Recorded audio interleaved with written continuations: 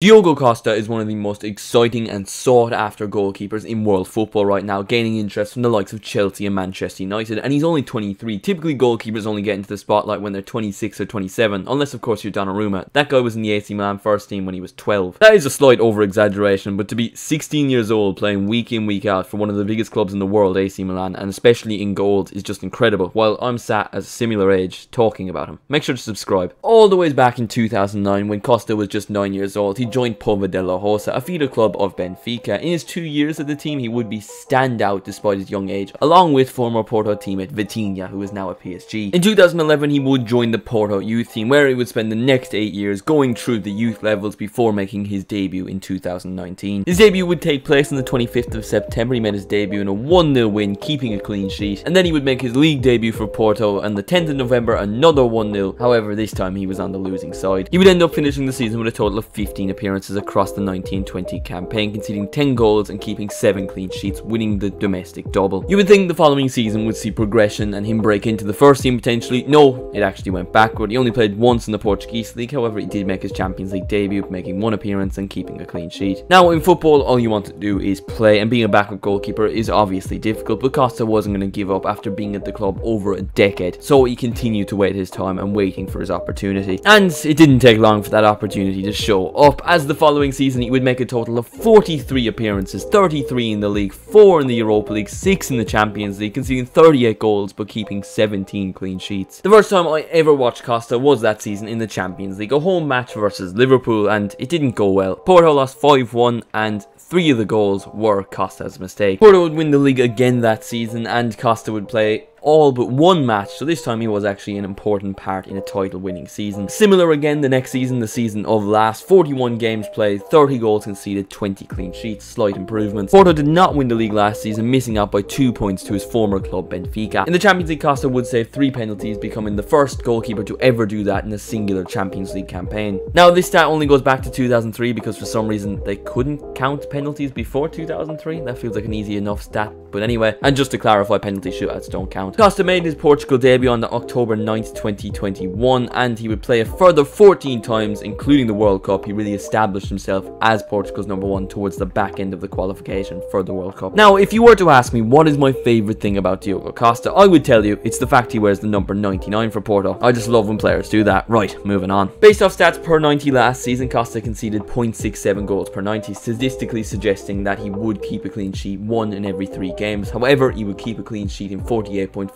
of his games, obviously meaning in some games he would have conceded 2 or 3 goals. Of all the shots taken at him last season, he saved 77.2% in the top 19%. Compare that to someone like David De Gea, it's down at 71%. Now, obviously being 23 years of age, he's going to be one of the modern goalkeepers, and he is just that. 32.3% of his passes last season were launched further than 40 yards, meaning he is going to play to his defense. He is going to play out from the back, which is just what most top teams across Europe want to do nowadays. You'd want your goalkeeper to be quite tall. He's only 6'1", which is maybe tall for an outfield player, but goalkeeper you'd probably want a little bit taller. 7.5% of crosses put into the penalty area he does stop. Across the entirety of the Portuguese league season, Porto averaged 58.5% possession, so most of the time they had the ball, they were up in the opponent's half, so if they were holding a high line and the ball was hit over the top, you'd be expecting Costa to come off his line. And 1.24 times per 90 this season, he has had a defensive action outside of the penalty area. Just looking at his heat map, the guy does get around his own half, he does get outside the box, and for some reason there's one little dot in the attacking half. I mentioned Chelsea and Man United being the 2 teams that are heavily interested. Well, they're both going to like this stat. Throughout the entirety of the goals he's conceded in the Portuguese league, only 2 of which were outside the box, especially looking at Kepa, for example, who might just be the worst goalkeeper I've ever seen when it comes to goals from outside the box. In England nowadays, there's not a lot of clubs that sit back and let you do your thing, so there is going to be a lot of pressure on a goalkeeper, so he might not be able to be as relaxed if he does move to the Premier League. But I do think if he does move to a Man United or a Chelsea, it's going to be a brilliant move for him. At just 23, he's only going to keep getting better and better. A goalkeeper of his age could easily go for another 15 years. Now, if you were to ask me where I see him going, I think he's going to go to Chelsea. I think it's fairly obvious at this stage. He was heavily linked to Man United, but it almost seems definite that they will get Andre Onana. Chelsea will replace him, and they won't have to suffer with Kepa anymore. The goalkeeper market is always difficult, so I think a price tag of 60 million for a goalkeeper of his quality at just 23, I think it's a fair enough price. Chelsea will have a very good goalkeeper for years to come, and then maybe move to Real Madrid because he's been called the next Casillas, do a Courtois, and become a snake.